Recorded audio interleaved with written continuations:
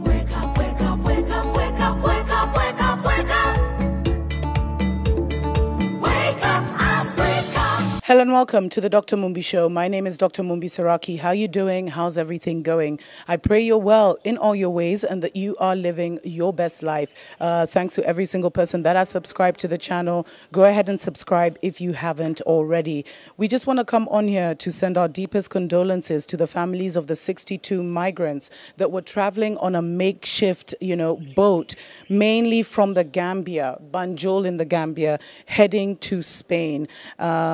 And they're saying that 25 kilometers or about 15 miles before they landed, north of a town called Nouadhibou, near the border with Western Sahara, basically in Mauritania, the boat hit a rock and capsized.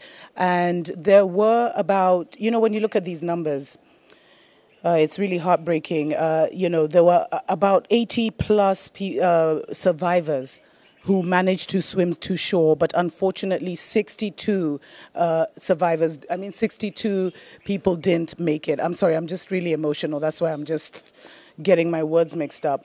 And, the sad thing is that about this, they're saying that, this is almost the fifth worst accident ever, and it's the highest casualty accident this year. And one of the officials from Mauritania actually said that the craft hit a rock in the middle of the sea, and it started to take on water, and then basically the engine fell apart. And since they weren't far from shore, many of them decided to, jump overboard and try and swim to sea. According to the official, there was nothing on board, no food, no water, no nothing. So, the migrants were said to be dehydrated and tired, etc., etc. Now, the sinking in Mauritania is the largest, as I mentioned, in loss of life along the so-called Western route this year. And it's the sixth deadliest migrant capsize globally, according to the International Organization of Migration. And our heart bleeds because there's been so many of these stories this year, and it's absolutely heartbreaking.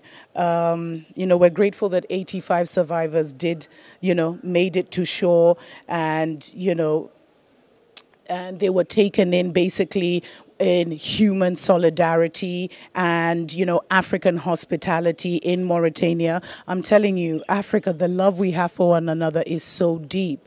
I just wish that we didn't have to get into these kind of situations where, our young people are fleeing, when the Chinese young people, the European young people, basically everyone that doesn't look like us is flocking to Africa. That tells you that this system is not working for the people of this land. And that is something that we really have to look into. I think all our thinkers out there, and one of the sad thing is, I don't even think we have, even half a dozen think tanks across the African continent where Africans who are African-minded, Pan-Africanist, passionate, are actually thinking and designing societies and realities and narratives that are the best for us. Because the youth are not fleeing because they don't see the greatness of Africa, but it's because they have absolutely no opportunities.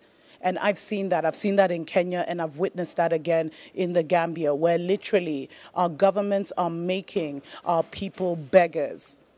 And it's our government are making our people beggars.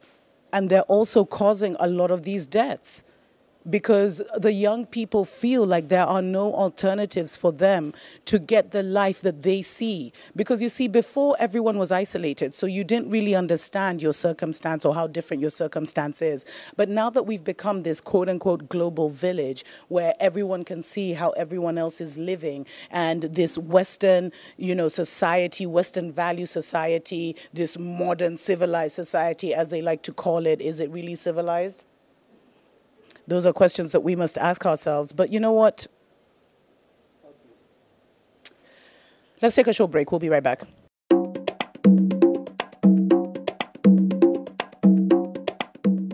Why should the black man in America concern himself, since we've been away from the African continent for 400 years, 300 or 400 years? Why should we concern ourselves? What impact does what happened to them have upon us? Number one, first you have to realize that up until 1959, Africa was dominated by the colonial powers, and by the colonial powers of Europe having complete control over Africa, they projected the image of Africa negatively. They projected Africa always in a negative light. Jungles, savages, cannibals, nothing civilized. And naturally, it was so negative until it was negative to you and me. And you and I began to hate it. We didn't want anybody to tell us anything about Africa, and much less call us an African. And in hating Africa and hating the African, we ended up even hating ourselves without even realizing it. Because you can't hate the roots of a tree and not hate the tree. You can't hate your origin and not end up hating yourself. You can't hate Africa and not hate yourself. And you show me one of these people over here who have been thoroughly brainwashed, who has a negative attitude toward Africa, and I'll show you one that has a negative attitude toward himself. You can't have a negative attitude toward yourself, a positive attitude toward yourself, and a negative attitude toward Africa at the same time. To the same degree that your attitude, that your understanding of an attitude toward Africa becomes positive, you'll find that your understanding of and your attitude toward yourself will also become positive. And this is what the white man knows. So they very skillfully made you and me hate our African identity, our African characteristics. And you know yourself that we have been a people who hated our African characteristics. We hated our hair. We hated the shape of our nose. We wanted one of those long dog-like noses, you know. Yeah. We hated the color of our skin. Hated the blood of Africa that was in our veins. And in hating our features and our skin and our blood, why we had to end up hating ourselves. And we hated ourselves. Our color became to us a chain. We felt that it was holding us back. Our color became to us like a prison, which we felt was keeping us confined, not letting us go this way or that way. And we felt that all of these restrictions were based solely upon our color, and the psychological reaction to that would have to be that as long as we felt imprisoned or chained or trapped by black skin, black features, and black blood, that skin and those features and that blood that was holding us back automatically had to become hateful to us. And it became hateful to us. It made us feel inferior. It made us feel inadequate. It made us feel helpless. And when we fell victim to this feeling of inadequacy or inferiority or helplessness, we turned to somebody else to show us the way. We didn't have confidence in another black man to show us the way, or black people to show us the way. In those days, we didn't. We didn't think a black man could do anything but play some horn, you know, some sound, and make you happy with some songs, and in that way. But in serious things, where our food, clothing, and shelter was concerned, and our education was concerned, we turned to the man. We never thought in terms of bringing these things into existence for ourselves. We never thought in terms of doing things for ourselves because we felt helpless. And what made us feel helpless was our hatred for ourselves. Wake up, wake up, wake up, wake up, wake up, wake up, wake up. Wake up, Africa. Welcome back to the Dr. Mumbi Show. My name is Dr. Mumbi Saraki, reporting live and direct from the Gambia, sending our deepest condolences to the families of the 62, young people that lost their lives trying to escape to Spain. Spain is in recession. Most of Europe doesn't have money. Africa is the future. And it's so sad that everyone is saying Africa is the future, but is it really the future for you and I? People that look like you and I, our youth. Is it really our future? And I really pray that this will be, the final story like this that we tell. I pray that 2020 will bring in a whole new era where we won't be reporting on our young, brilliant minds, young, beautiful men and women, dying at sea, having their organs harvested, as we know is happening in Libya, being put in slave-like situations and sold as slaves, as is happening in Libya. It's time for all of this to come to an end.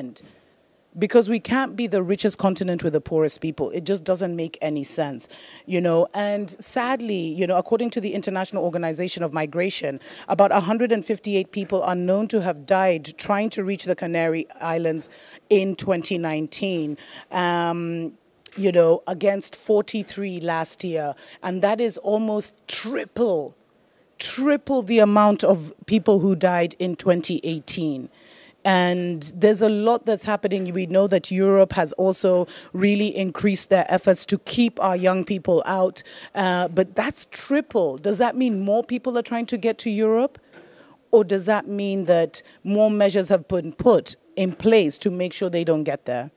These are some of the things that I think we must, when situations like this happen, as much as we want to say, oh, the migrants shouldn't be trying to get to Europe, oh, it's a white savior complex, or whatever reason we may try and put on this, I think it's also important that we hold governments accountable and we hold governments responsible, because it's their failure that our youth are fleeing the richest continent on earth. It doesn't make any sense.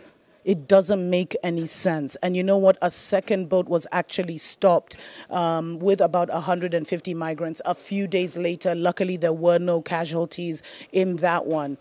But too many lives have been lost to, you know, this year. One life of an African is one life too many. You know what I mean? Anyway, go ahead and leave your comments. Let me know, you know, what's on your mind. I'd love to hear from you. Until next time.